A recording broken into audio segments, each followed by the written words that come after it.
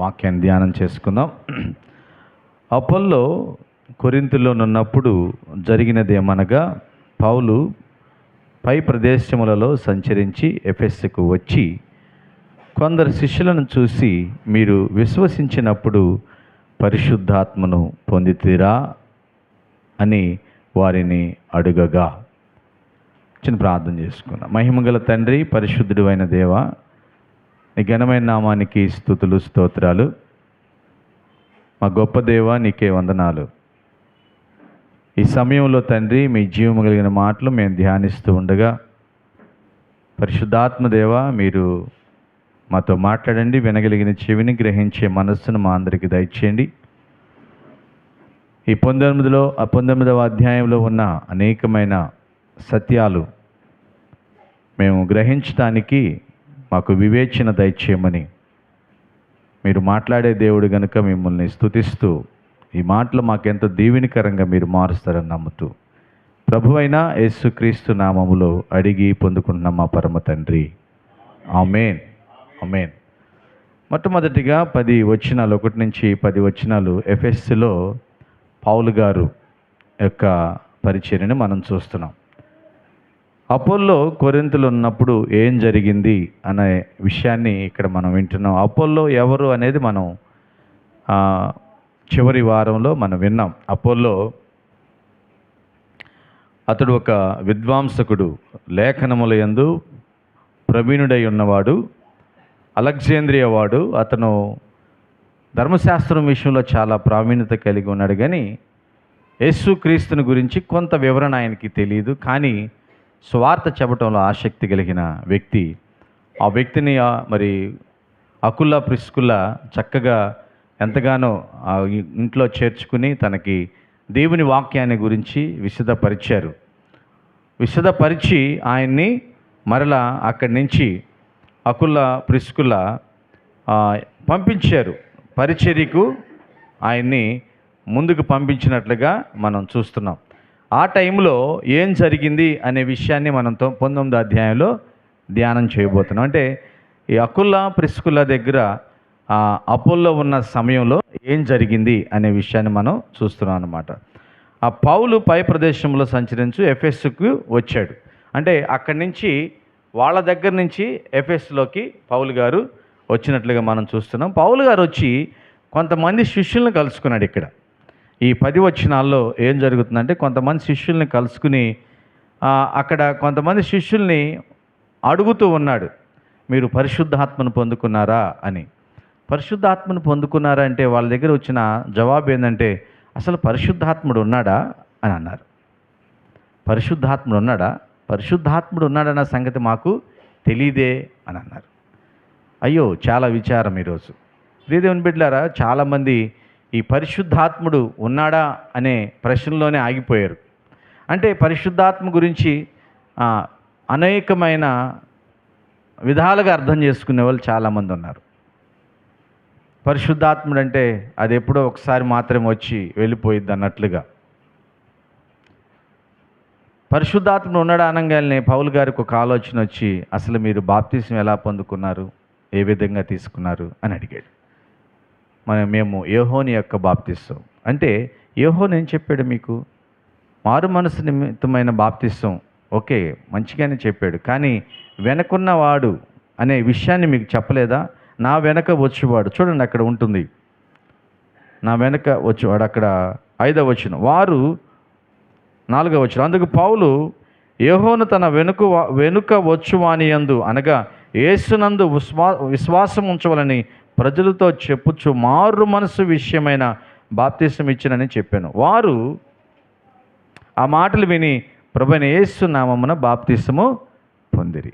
ఆ తర్వాత వాళ్ళు గ్రహించిన తర్వాత, అయ్యో మేము అది సరిగా అర్థం చేసుకోలేదు ఆయన చెప్పిన మాటని, మరలా బాప్తిస్వాలు పొందుకున్నట్లుగా చూస్తున్నాం.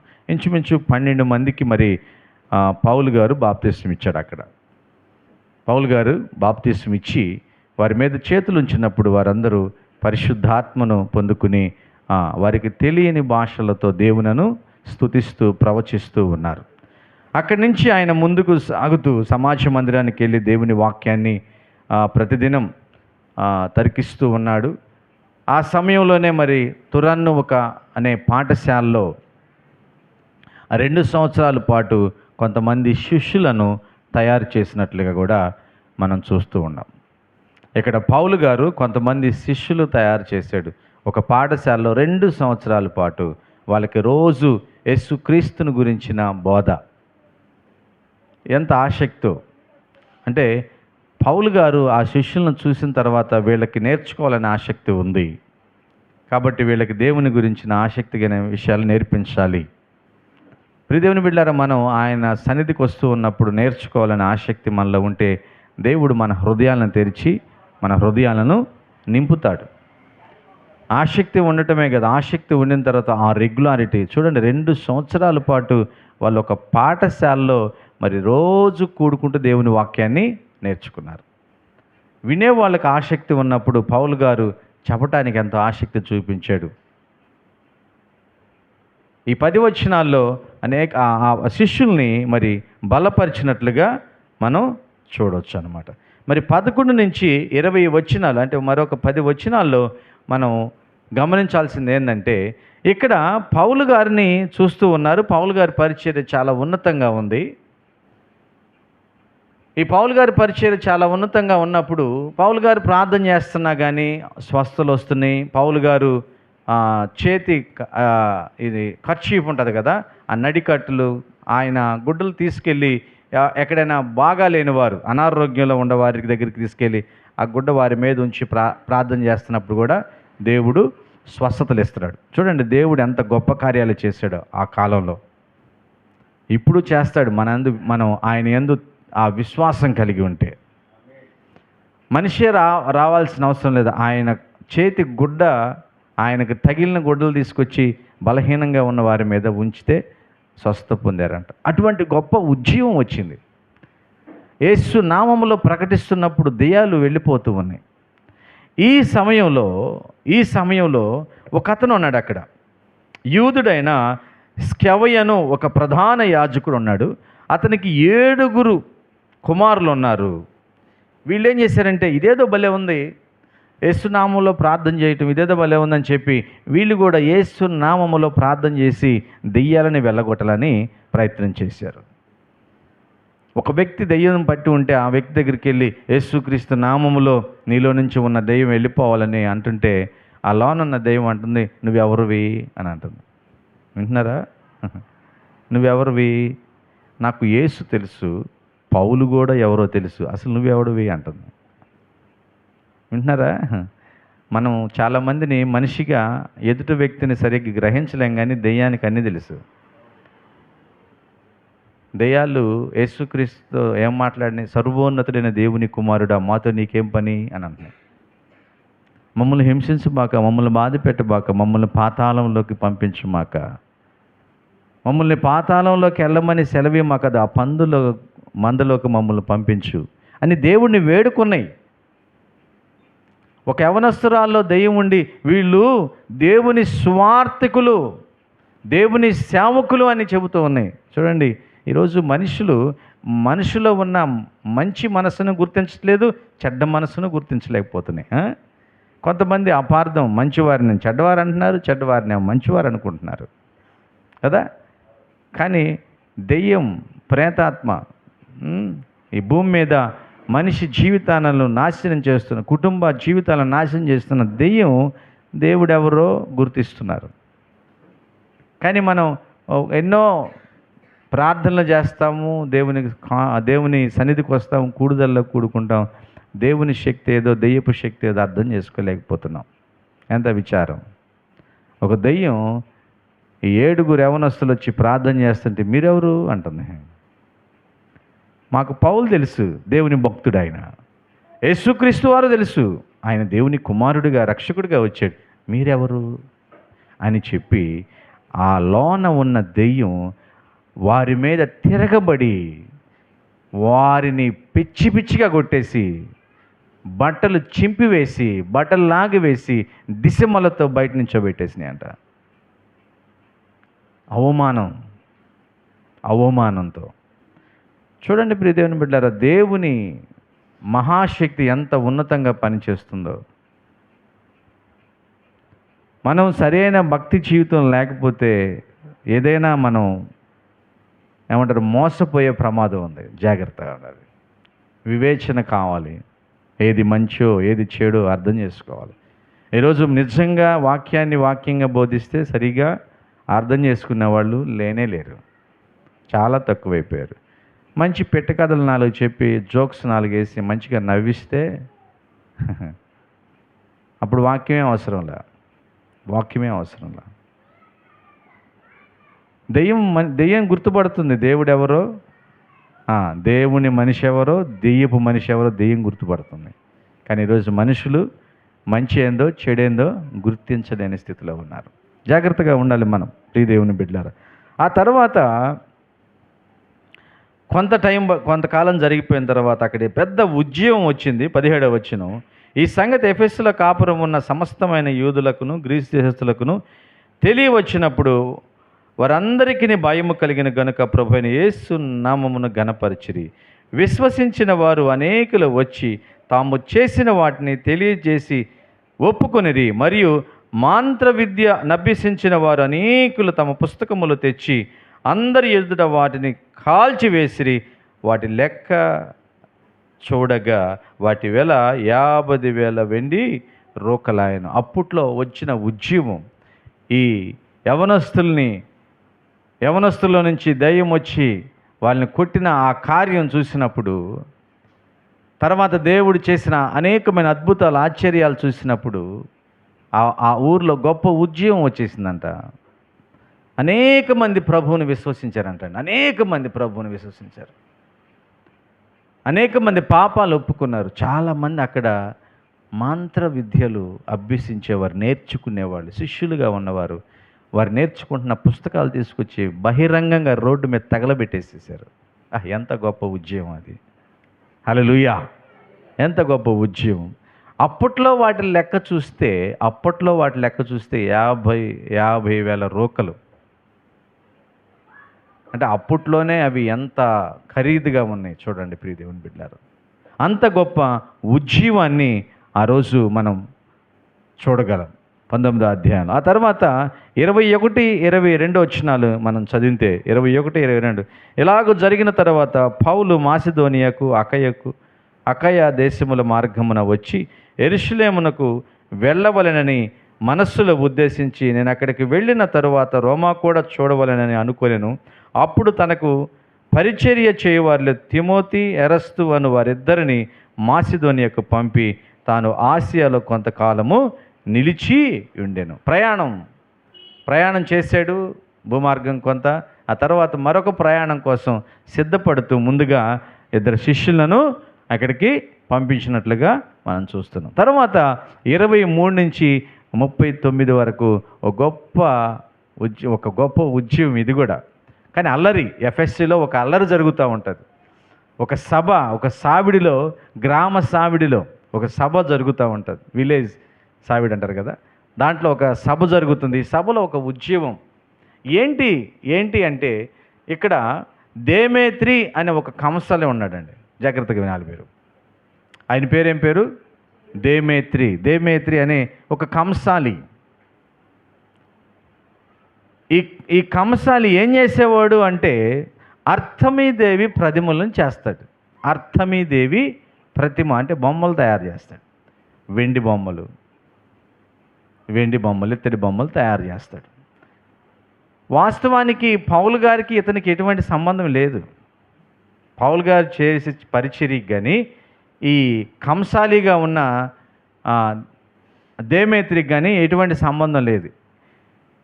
పౌలు గారు చేస్తున్న పరిచర్య వల్ల అందరూ యేసుక్రీస్తుని అంగీకరిస్తున్నారు. మనం చూసాం కదా, మంత్రాలు అభ్యసించే పుస్తకాలు తీసుకొచ్చి రోడ్ల మీద తగలబెట్టేశారు. ఆ ఉద్యమం, గొప్ప ఉద్యమం వచ్చిన తర్వాత ఏమైంది అంటే అందరూ ఈ దేమేత్రిని అర్తమీదేవిని పూజించే భక్తులందరూ అర్తమీదేవి యొక్క ప్రతిమలను తొలగించి వేసి నిజదేవుడైన యేసుక్రీస్తుని ఆరాధించడం ప్రారంభించారు. దేవునికి మహిమ కలుగును గాక. ఇప్పటి వరకు కుటుంబాల నుంచి వెళ్ళి ఈ అర్తమీదేవి యొక్క చిన్న చిన్న ప్రతిమలు, వెండి ప్రతిమలను, ఇత్తడి ప్రతిమలను తయారు చేసుకుంటూ కొనుక్కొచ్చుకునే వాళ్ళు ఈ కంసాలి దగ్గరికి వెళ్ళి, ఈ కంసాలి సంఘం ఉంది, వీళ్ళందరి దగ్గరికి వెళ్ళి చేసుకుంటూ ఉండేవాళ్ళు. రాను రాను రాను ఏమైపోయిందంటే వీళ్ళ వ్యాపారం దెబ్బతినిపోయింది. కొనేవాళ్ళు లేరు, బొమ్మలు కొంటలా.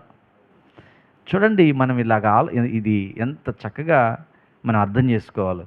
దేవుని స్వార్థ ఎంత ఉజ్జీవం అయిందంటే, బొమ్మలు గృహాల్లోకి కొనుక్కుని వెళ్ళి పూజిస్తున్నవారు బొమ్మలు కొనడం మానేసి నిజదేవుడైన యేసుక్రీస్తుని ఆరాధించటం ప్రారంభించారు. హల్లెలూయా! అంత గొప్ప ఉజ్జీవం ఎఫెస్సులో వచ్చిందండి. అంత గొప్ప ఉజ్జీవం. ప్రియదేవుని బిడ్డలారా, మనం దేవుని భక్తులుగా, దేవుని ఆరాధించేవారుగా మనం ఒక ప్రాంతంలో ఉంటున్నప్పుడు ఆ ప్రాంతంలో ఆ గొప్ప ఉజ్జీవాన్ని మనం మన కళ్ళతో చూడాలి. ఆ కళ్ళతో చూడాలి. మనకు ఉదయం లేచిన కాడి నుంచి పడుకునేంత వరకు ఆ వైరాగ్యం ఉండాలి. అయ్యో, వీళ్ళు తెలియని దానిని పూజిస్తున్నారు, వీళ్ళు నరకానికి వెళ్ళిపోతారు, వీళ్ళకి స్వార్థను చెప్పి వీళ్ళకి పరలోక రాజ్యం మార్గం ఏంటో మనం తెలియచేయాలి. ఆ తపన పౌలు గారితో ఉన్న కొంతమంది శిష్యులకు ఎంతో వైరాగ్యంతో సువార్త చెబుతుంటే గొప్ప ఉజ్జీవం వచ్చింది. ఈ ఉజ్జీవం ఎక్కడికి వెళ్ళిందంటే కంసాలి యొక్క వ్యాపారం దెబ్బతినిపోయింది. ఇప్పుడు కంసాలి ఏం చేశాడంటే, అందరూ కంసాలు ఎంత పని చేస్తున్నారు వాళ్ళందరినీ పిలిచి ఒక మీటింగ్ వేసి, మీకు ఒక విషయం అర్థమవుతుందా? ఇదిగో భూలోకమును తల్లకిందులు చేయవారు ఎక్కడికి వచ్చి మన వ్యాపారం దెబ్బతీశారు, వీళ్ళని పట్టుకుని కొట్టాలి, మనం వీళ్ళని పట్టుకుని తరిమేయాలి. మనం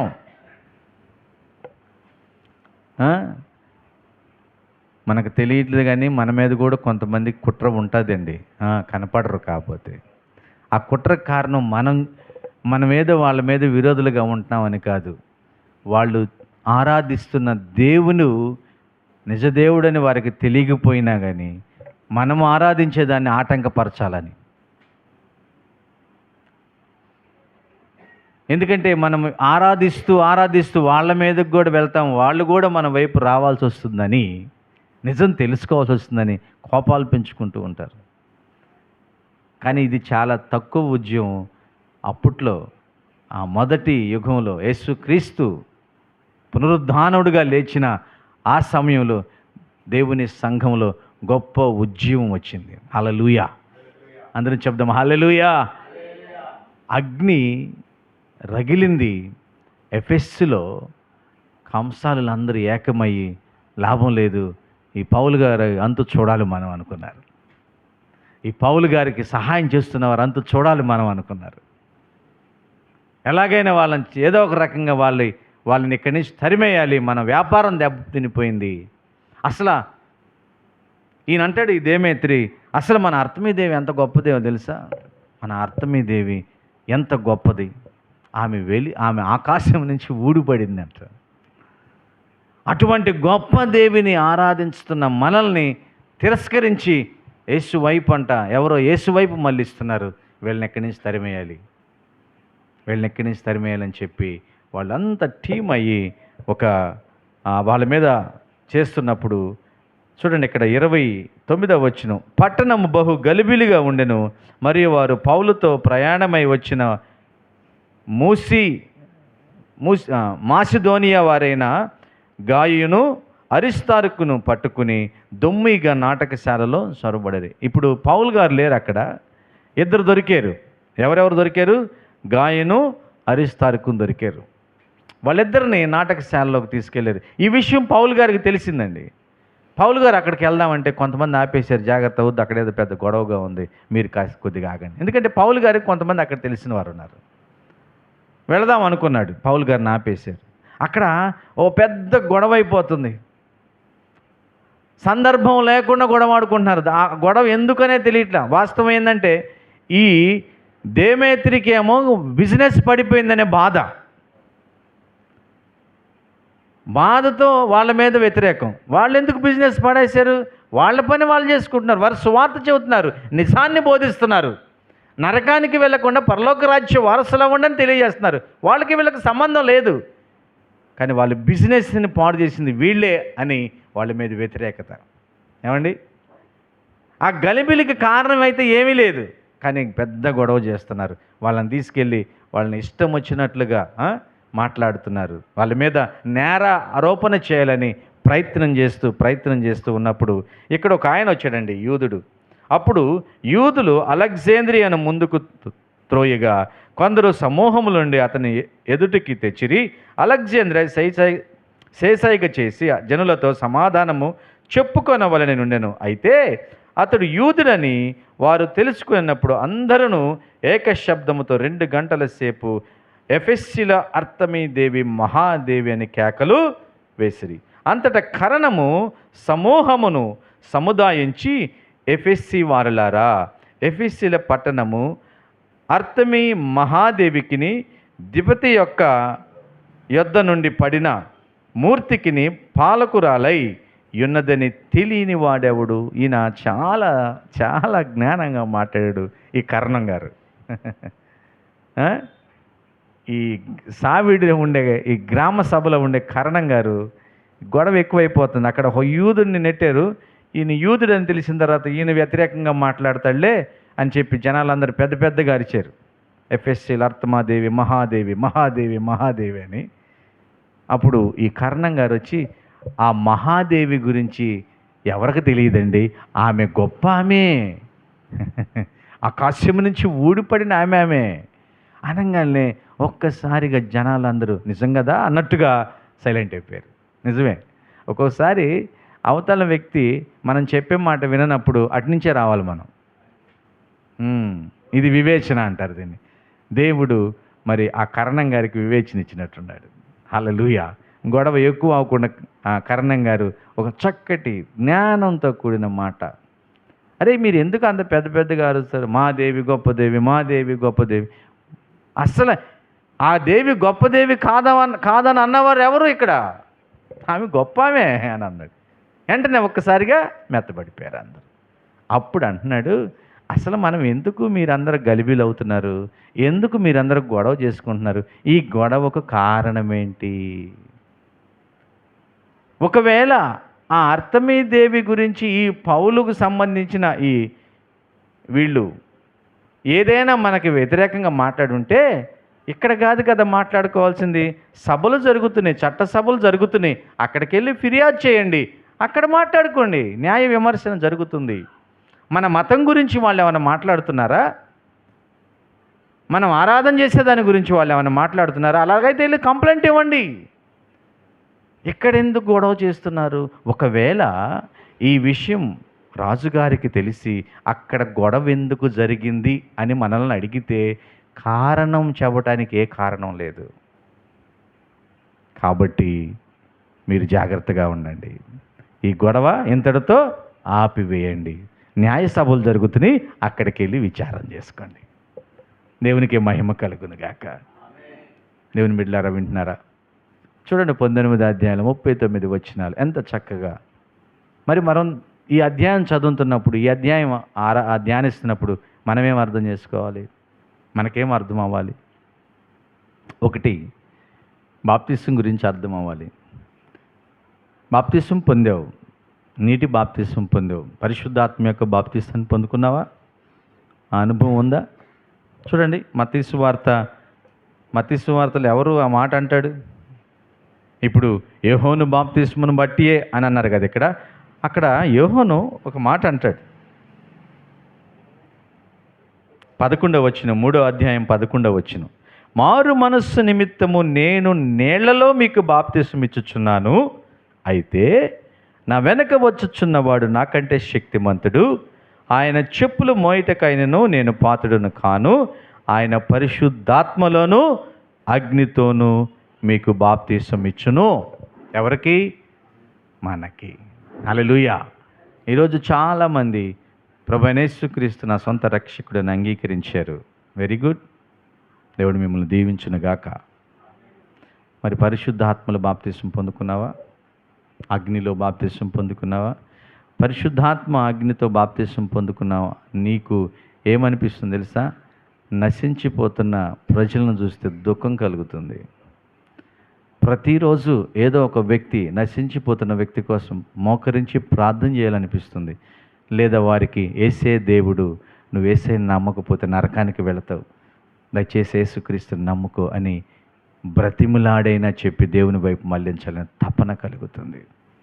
ఎక్కడ రాజీపడం, ఒక యథార్థమైన నమ్మదగిన జీవితాన్ని జీవిస్తాం, పరిశుద్ధంగా జీవిస్తాం. మన కళ్ళు, ముక్కు, నోరు, చెవులు, మన శరీరం అంతా దేవుని పోలిన జీవితాన్ని కలిగి ఉంటాయి. హల్లెలూయా. సహోదరుడా, వింటున్నావు కదా? మరి ఏ బాప్తిస్మంతో ఆగిపోయావు? నువ్వు నీటి బాప్తిస్మం దగ్గర ఆగిపోయావా? ఆగుంటే ప్రార్థన చేసుకో.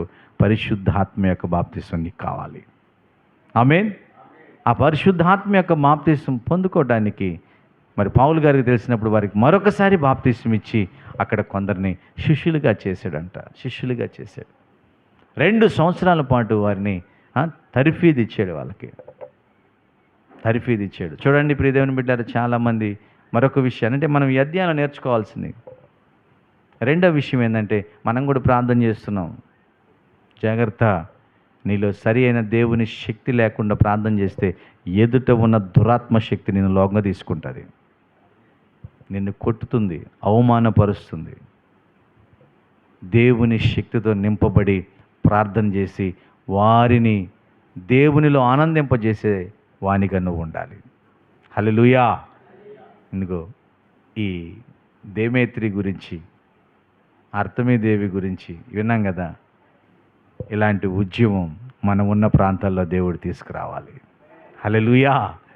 ఈరోజు మనం నేర్చుకునే పాఠం నిజమే. నేను ఇక్కడికి వచ్చిన కొత్తలో ఒకటే ఉండేది, ఇప్పుడు ఎన్నైనాయి అర్థమవుతుంది మీకు? ఇప్పుడు ఎన్నైనాయి?